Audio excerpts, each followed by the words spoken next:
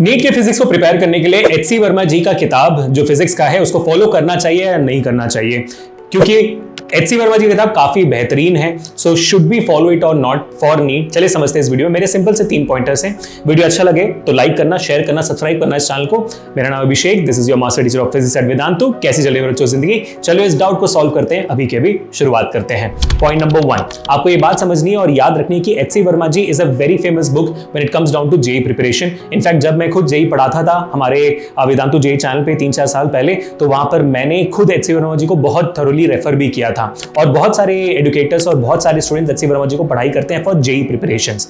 ये specific to JEE है, specific to JEE curriculum है, स्पेसिफिक टू जेईई प्रिपरेशन है। तो इसी वजह से जो नीट का करिकुलम है उससे ज्यादा लिंक्ड अप नहीं है।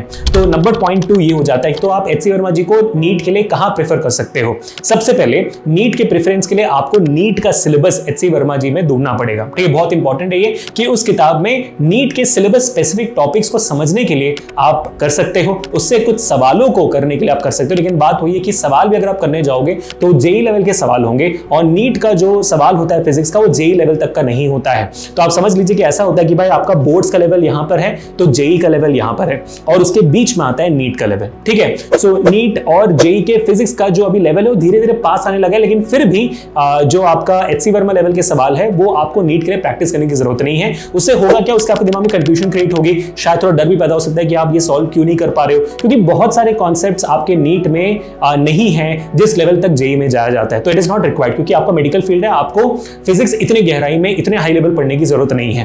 पॉइंट नंबर 3, तो अगर आप एच.सी. वर्मा पढ़ाई करते हो तो you have to make sure that you are sticking to the syllabus, और क्वेश्चंस अपने सिलेबस से रिलेटेड प्रैक्टिस करिएगा, उससे ज्यादा नहीं। तो that is my very very kind information to all of you guys.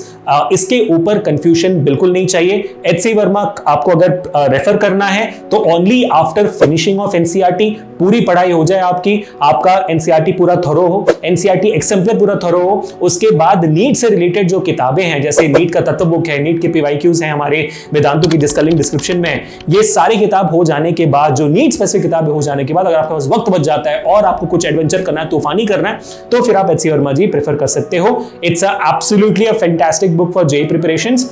It's not that great book for NEET preparation, only on the consideration कि उसमें जेईई स्पेसिफिक करिकुलम के ऊपर पढ़ाई होती है, नहीं नीट की, है ना। तो ये तो बात वही हो गई कि आप किसी आईसीएसई के बच्चे से जाकर पूछो कि भाई सीबीएसई अच्छा लगता है, मैं सीबीएसई के वाले बच्चों से जाकर पूछो भाई आईसीएसई अच्छा लगता है, तो अपने अपने सब्जेक्टिव आंसर्स होंगे, है कि नहीं। तो बस इतना कहना चाहता था आपसे, ताकि कंफ्यूजन निकल जाए और आप अपना फोकस अपने प्रिपरेशन में लगाओ, बुक्स खोजने में नहीं। तो मिलते हैं नेक्स्ट सेशन में guys. Until this, Abhishek signing off for today. Please make sure to hit the like button, share this video and subscribe to the channel. Peace.